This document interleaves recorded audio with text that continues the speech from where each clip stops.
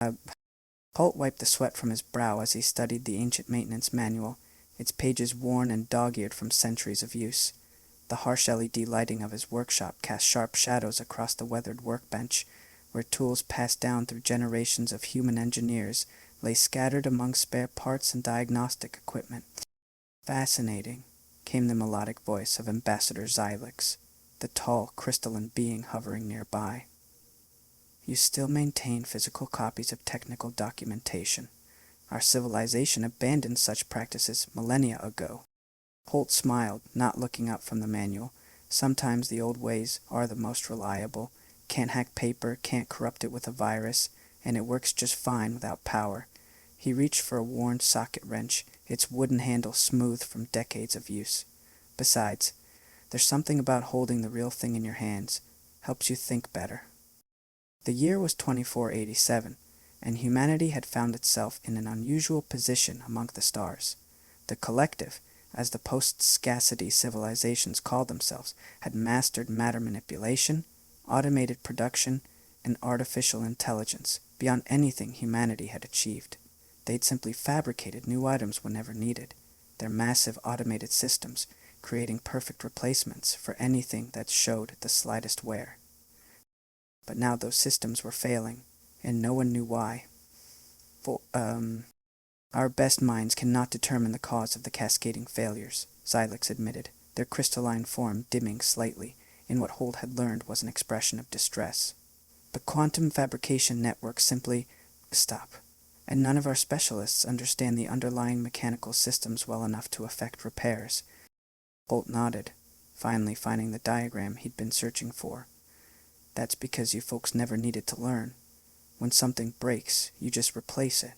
Humans, we've been fixing things since we first picked up stones as tools. He traced a finger along the schematic. It's in our blood. The workshop was one of thousands that had been hastily established across collective space. As their automated systems failed, one by one, the mighty post-scarcity civilization had been forced to turn to the newcomers they had once viewed with bemused condescension. Humans, with their primitive understanding of mechanical systems and their stubborn insistence on maintaining repair facilities. Administrator Vax has authorized full access to the primary fabrication facility, Xylix said, their form brightening with hope. Though I must warn you, Holt, no human has ever set foot in such a facility before. The complexity of the systems is overwhelming. Holt gathered his tools into a worn leather bag, another anachronism that drew curious looks from the collective beings. Complex just means more parts to fix. Besides, machines are machines, whether they're quantum-enabled or not. They all follow the same basic principles. He gestured to a disbelieving Lise. Never lost him. The journey to the fabrication facility took them through streets lined with gleaming structures that seemed to defy gravity. But Holt noticed signs of wear that would have been unthinkable just months ago. Slight imperfections in the surfaces, dimmed lighting panels, environmental systems that hummed slightly out of tune.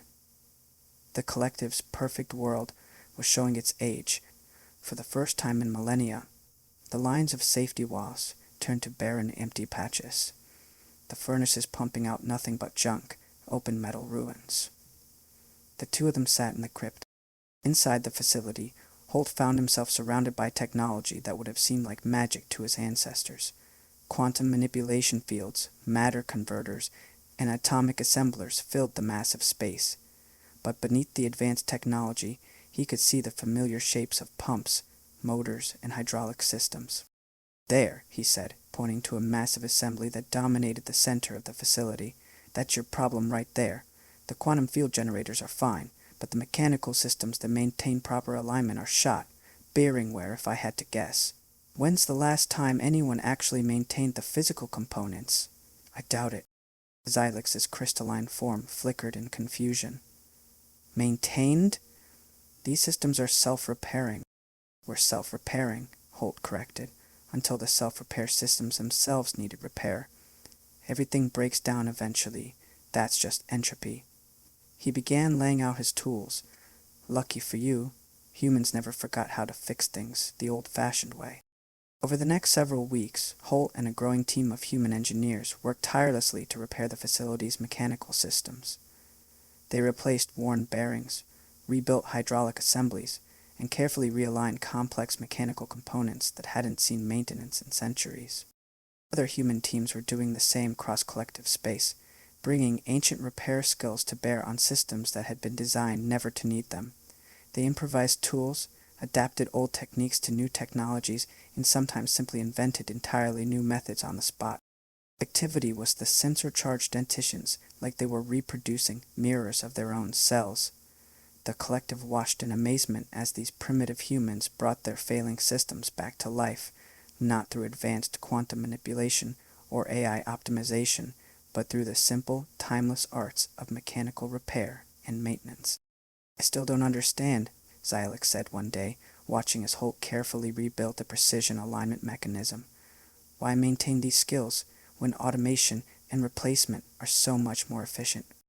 Holt paused in his work, considering the question. "Because things break, Ambassador. They always have and they always will, and when they do, you need people who understand how they work at the most basic level. People who can look at a broken machine and see not just what it is, but what it could be." "Can you sketch the machine itself, then?" He gestured to his tools.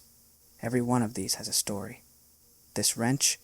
My grandfather used it to keep old fusion plants running during the resource wars. This multimeter? Helped me diagnose life support failures during my first deep space mission. We maintain these skills because they're part of who we are. They connect us to our past and help us build our future." The restoration of the fabrication facility marked a turning point in human collective relations. The collective began to see value in the human approach to technology, the understanding that sometimes the old ways were the best ways, that maintenance and repair were arts worth preserving. Training programs were established, with human engineers teaching collective technicians the lost arts of mechanical maintenance. Some collective beings even began collecting their own tools, finding satisfaction in working with their hands that their automated systems had never provided. In the year 1792, the collector raised 8 monster robots, 120 of them attached, for a collective battle against a Caterman being. Years later, Holt stood in that same workshop, now expanded and modernized but still filled with well-worn tools and paper manuals. A young collective apprentice worked nearby, carefully rebuilding a quantum field stabilizer using techniques that blended ancient human mechanical knowledge with advanced collective technology. "You know," Holt said to Xylix, who had become a regular visitor, "sometimes the most important innovations aren't about creating something new. Sometimes they're about remembering something old." "You no idea." Xylix's crystalline form glowed warmly. "Indeed, your people have taught us that progress isn't always about moving forward. Sometimes it's about maintaining connections with what came before." Holt picked up his grandfather's wrench, feeling the worn wooden handle. "That's the thing about humanity. We're not just about fixing machines. We're about maintaining connections to our past, to each other, and now to species across the stars. Every repair is a link in that chain. Every maintained machine, a bridge between what was and what could be." The workshop hummed with activity as humans and collective beings worked side by side, sharing knowledge that spanned centuries and light years. In the end, it wasn't humanity's advanced technology or military might that had earned them a place among the stars. It was their understanding of something far more fundamental, the art of keeping things running, of fixing what was broken, and of finding value in the old and worn. As Holt watched the blending of human and collective approaches to technology, he couldn't help but smile. Sometimes the greatest achievements came not from replacing the old with the new, but from understanding how to make them work together. In teaching the collective the value of maintenance and repair, humanity had helped forge a future that honored both innovation and tradition, progress and preservation. And somewhere in that future, there would always be a place for a well-worn wrench and the hands that knew how to use it.